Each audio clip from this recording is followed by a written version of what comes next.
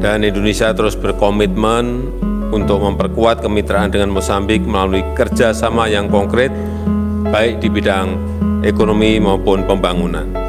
Macan Asia yang dulunya tertidur, saat ini telah bangun dari tidur panjangnya. Hal itu bisa kita lihat pengaruh Indonesia di zaman kepemimpinan Presiden Jokowi yang semakin kuat di kancah global.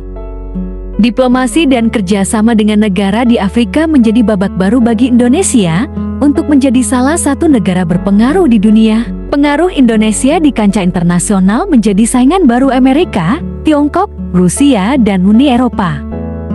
Kerjasama Indonesia dan negara-negara di Afrika menjadi momentum Indonesia menancapkan pengaruhnya di benua hitam itu.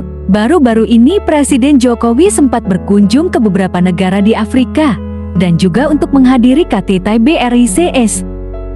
Salah satu negara yang dikunjungi Presiden Jokowi di Afrika adalah Mozambik. Saat itu Presiden Jokowi diundang langsung oleh Presiden Mozambik untuk menghadiri Festival Budaya Nasional dan menyampaikan pidatonya langsung di depan rakyat Mozambik. Undangan seperti itu sangat jarang dilakukan Mozambik ke negara lain. Saat Presiden Jokowi berpidato di depan rakyat Mozambik, seluruh rakyat Mozambik bertepuk tangan dan berteriak ala budaya mereka. Your Excellency, President Yushi, Excellencies, ladies and gentlemen, Hola Mozambique!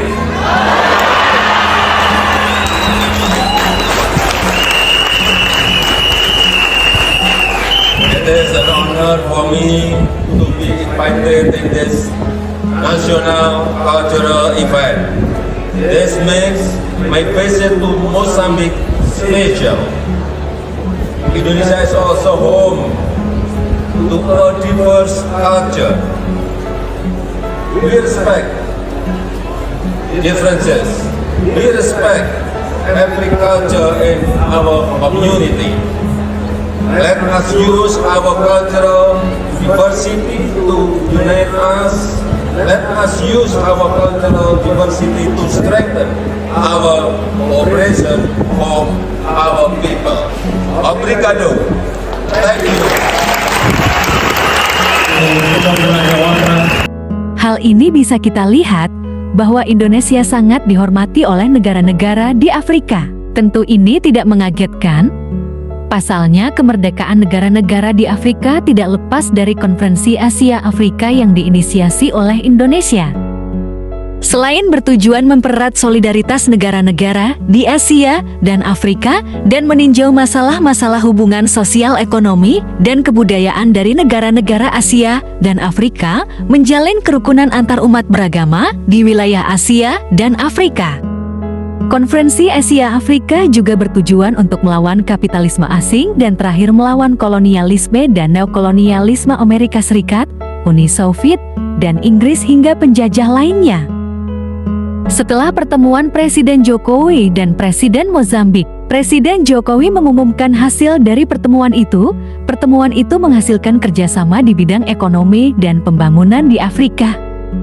Terkait investasi pengelolaan sektor minyak dan gas BUMN Indonesia di Afrika, juga perluasan investasi sektor pembangkit listrik serta produksi dan penjualan distribusi gas oleh perusahaan swasta Indonesia. Selain itu, Indonesia juga sepakat memperkuat ketahanan kesehatan untuk Mozambik dengan cara pengadaan vaksin, obat-obatan, dan alat kesehatan. Sehingga ia meminta Presiden Mozambik untuk segera melakukan proses registrasi vaksin dari Indonesia. Keempat, Indonesia tengah merampungkan desain besar untuk pembangunan di Afrika 5 tahun ke depan, baik di sektor kesehatan, pangan, energi, dan lainnya yang menjadi kepentingan Mozambik. Bahkan Presiden Jokowi juga mendorong ekspor kereta api buatan Indonesia di benua hitam itu. Dengan kepemimpinan Presiden Jokowi, saat ini Indonesia tidak bisa diremehkan lagi. Jika Amerika Serikat, Tiongkok, dan Rusia bisa menancapkan pengaruhnya di Afrika, maka Indonesia adalah salah satu dari mereka. Jika perusahaan minyak dan gas Amerika Serikat, Tiongkok, dan Rusia ada di Afrika, maka Indonesia adalah salah satu dari mereka. Mungkin itu kalimat yang cocok untuk menggambarkan betapa besarnya pengaruh Pak Jokowi di kancah internasional. dan Indonesia terus berkomitmen untuk memperkuat kemitraan dengan Mosambik melalui kerjasama yang konkret, baik di bidang ekonomi maupun pembangunan. Dalam pertemuan, kami tadi membahas beberapa hal. Pertama, terkait perdagangan. Sejak Preferential Trade Agreement Indonesia-Mosambik diterapkan tahun 2022, perdagangan naik signifikan, yaitu 78% per Juni tahun ini. Dan kami telah sepakat untuk mengoptimalkan pemanfaatan PTA untuk pelaku usaha melalui kerjasama antar kamar dagang. Selain itu, saya juga mendorong ekspor produk kereta oleh BUMN Indonesia ke Mosambik. Yang kedua, saya menyambut baik rencana investasi untuk pengelolaan migas end-to-end oleh BUMN Indonesia dan perluasan investasi di sektor pembangkit listrik serta produksi dan penjualan distribusi gas oleh perusahaan swasta Indonesia.